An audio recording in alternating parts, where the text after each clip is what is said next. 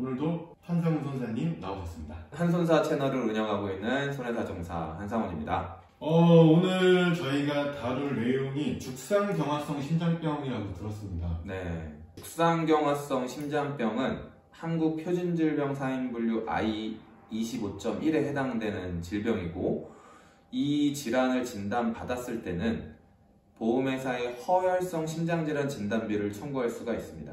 물론 요즘 보험회사들이 여러 가지 상품들을 이제 판매하면서 그 담보명이 조금씩은 달라질 수는 있어요. 그렇지만 전통적으로 보험회사에 청구할 수 있는 담보는 허혈성 심장질환 진단비이고, 보험회사가 허혈성 심장질환 진단비 관련해서 소비자와 분쟁이 가장 많았던 게 어떤 질환인지 아세요? PD님? 협심증? 그렇죠. 네. 급성심근경색증과 관련돼서는 특별하게 분쟁될 게 흔치 않지만, 협심증 진단받고 청구하신 분들의 제가 감히 예측을 해보건데 50% 이상은 아마 문제가 되실 수가 있고, 스텐트 삽입이나 시술이나 이런 것들을 하지 않는 이상은 보험사의 소위 말하는 탑캣이 될 수가 있기 때문에, 제가 오늘 말씀드리고자 하는 죽상경화성 심장병은 최근 들어서 분쟁이 조금 많아지고 있는 실정이고, 이런 분쟁에 대한 원인으로 제가 생각을 하는 건 보험회사의 손해율이 조금 요즘 들어서 급격하게 증가를 하고 있고, 손해율을 낮출 수 있는 무언가를 고민을 해야 되는 상황에서 죽상경화성 심장병이 그거에 대한 타깃이 되지 않았나라는 생각으로 오늘 영상을 준비를 한번 해봤습니다. 이게 사실 예전에는 허혈성 심장질환 진단비나 네. 뇌혈관 질환 진단비 이런 것들이 네. 그렇게 진단비가 많지 않았거든요. 그렇죠. 100만원 잘해 200만원 이런 그렇죠. 시절도 있었는데, 네. 언제부턴가 1000만원대로 올라가더니 네. 뭐 3천만원, 5천만원씩 나오고 있는데, 그래서 지금 이게 가장 건드리기 쉬운 타겟이 되는 건가요? 그렇죠. 가입 금액을 경쟁적으로 높여놓은 거죠. 허혈성 심장질환 진단비를. 그러다 보니까 과거에는 300만원, 500만원 했던 것을 1000만원, 2000만원, 크게는 3000만원까지, 어린이 보험이나 아동들한테는 가입 금액이 더 높아지는 실정이 돼버리다 보니까, 가입은 받아놓고 이제 막상 보험금을 지급해야 되는 입장에 왔을 때는 보험금을 지급을 아예 안 할 수는 없고, 안 할 수 있는 질병을 찾다 보니까 죽상경화성 심장병이 눈에 들어오지 않나 라는 생각입니다. 앞으로 이런 게 많아질 수도 있겠네요. 더 많아질 수 있죠. 더 많아질 수도 있고, 치료 방법이나 검사 방법 같은 것들이 더 구체적이고 더 발달할수록 이런 문제들은 더 많이 발생할 수가 있는 거죠. 그래서 제가 아까 협심증을 말씀드린 이유는, 허혈이라고 하는 거는 심장에 혈액이 공급이 잘 안 된다는 것을 의미하는 거잖아요. 그러면 허혈성 심장질환 진단비라는 거는 관상동맥에 문제가 있는 질환군들을 묶어놓은 거예요. 그러면 관상동맥이 결국은 좁아지는 것이 협심증이고, 좁아져서 괴사까지 발생한 게 심근경색이고, 협심증에는 해당되지는 않지만 그래도 조금 좁아져 있는 거를 죽상경화성 심장병이라고 부를 수가 있는 거죠. 관상동맥에 찌꺼기, 혈전 이런 것들이 있어서 그런 것들이 발견되는 거를 죽상경화성 심장병이다 라고 이제 코드를 내리는 건데, 죽상경화증이 정말 심한 경우에는 혈행이 원활하지 않을 거 아니에요. 막혀 있으니까 통증이 올 거 아니에요. 그러면 그런 사람들은 다 협심증 환자인 거고, 경미한 사람들은 다 죽상경화성 심장병이란 말이죠.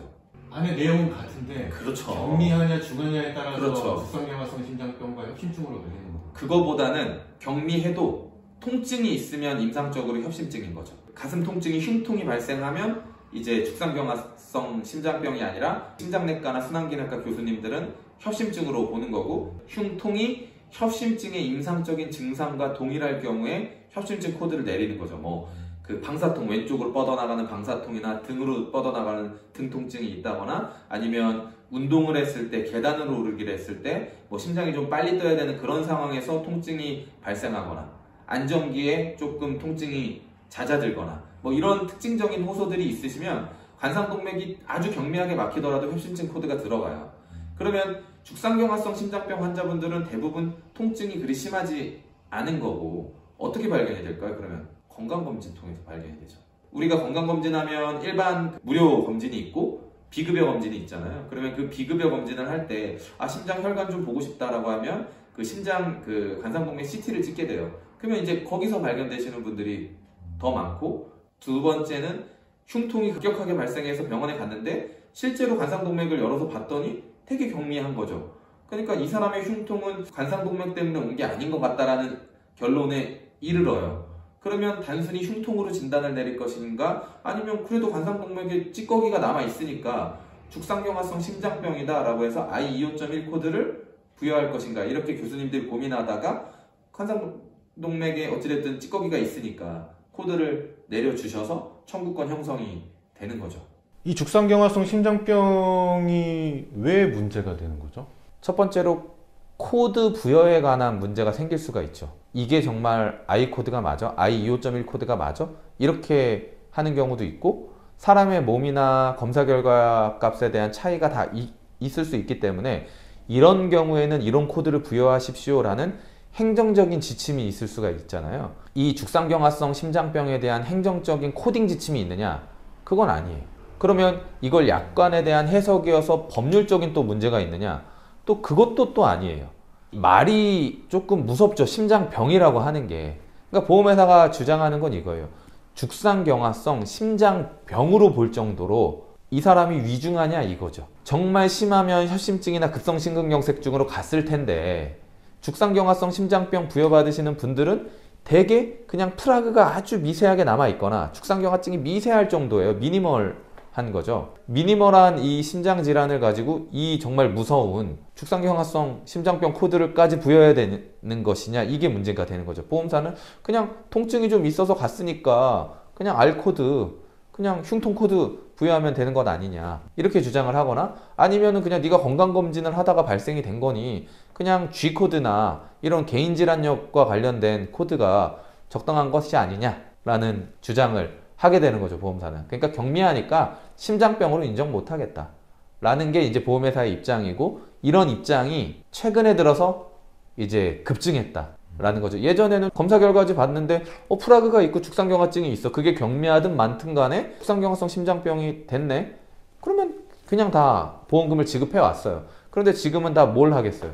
의료자문 하자. 이거 정말 심장병 코드가 가능한지 의료자문 해봅시다 라고 이제 보험사가 주장을 하기 시작한 거죠. 죽상경화성 심장병은 그렇게 위험하지 않은 건가요? 위험할 수도 위험하지 않을 수도 있죠.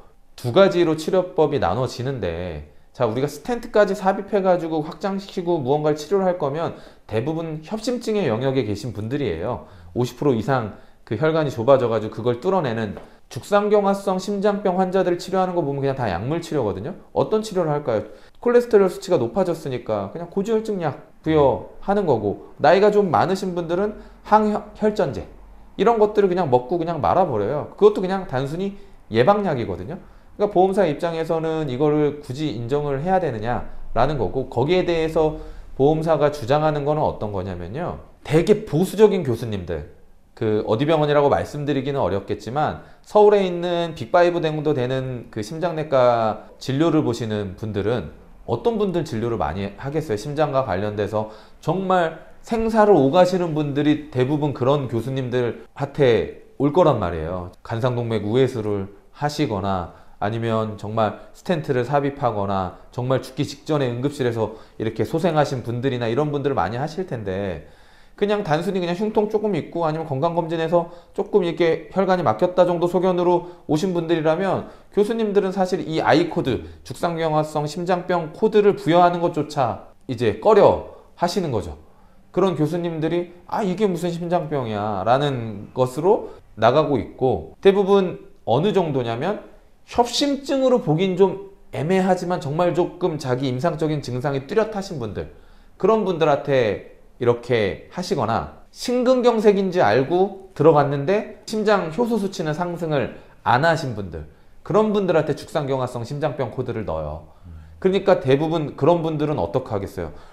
진짜 증상이 정말 안 좋아서 대학병원 응급실로 가신 분들이나 1, 2차 병원에서 야 이거 빨리 대학병원 가보세요 할 정도로 검사 결과값이 나온 분들한테는 그런 코드가 이제 안전하고 보험금 지급을 받으시겠지만 그게 아니라 그냥 1, 2차 병원급이나 대학병원이어도 그냥 격리하고 그냥 약 드세요 하는 이런 분들은 바로 보험금을 지급하지 않을 수는 없고 현장 조사를 통해서 이제 보험금 지급 여부를 한번 다퉈보자 얘기를 하는 거죠.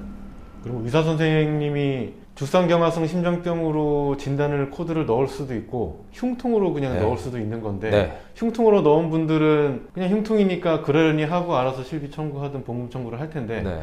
이게 죽상경화성으로 써져 있는 분들이 그걸 네. 보고 나서 이제 네. 아 이거는 큰 거를 청구할 수 있나 보다라고 들어가서 얘기가 시작되는 거네요. 그렇죠. 암 환자분들은요, 병원을 한 군데만 다니지 않아요.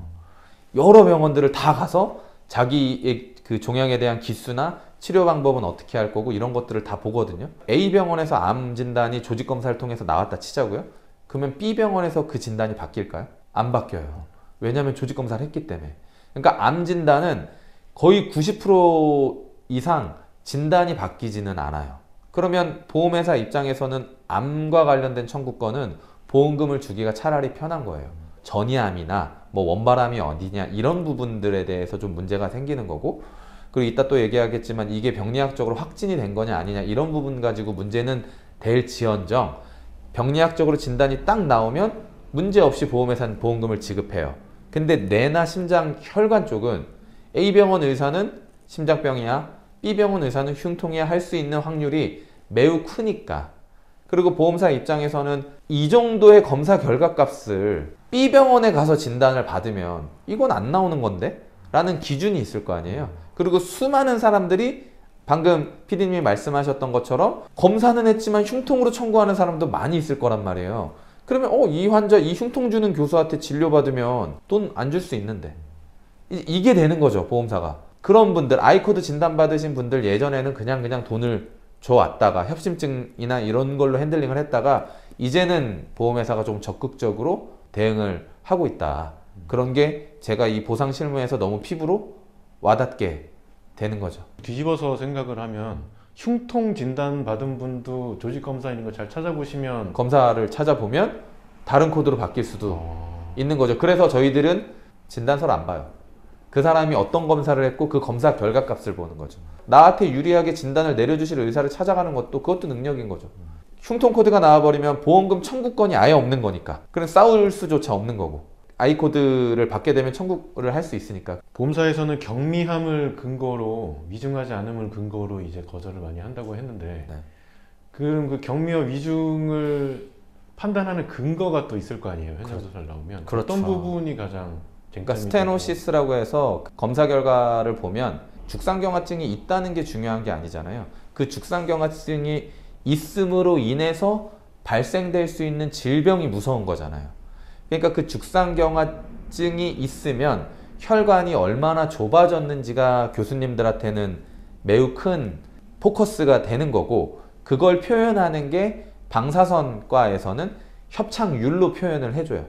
그게 이제 포칼이면 매우 극소적인 거예요. 그러니까 매우 경미한 거고, 마일드 그게 30% 미만 정도 되는 거고, 모더레이트 그게 이제 50% 이상 되는 거고, 시비어가 이제 70% 이상 넘어가는 건데, 문제없이 보험금을 지급하는 거는 모더레이트 50% 이상 되는 것들은 그냥 지급을 하는 거고, 포칼이나 마일드 같은 경우는 그런 것들은 이제 문제가 되는 거죠. 뭐 번역기도 잘 돼 있고 의학 용어라고 해도 기본적인 0단어 정도만 검색해 보시면 나오는 거라, 거기에 그냥 마일드, 포칼 이렇게 되어 있으시면 아 이제 나 문제가 되겠구나, 이제 이렇게 조금 보시면 되죠. 그럼 그 마일드나 포칼로 나오더라도 진단금을 받게 되는 사례라든지 그런 경우가 있나요? 아 물론 있죠.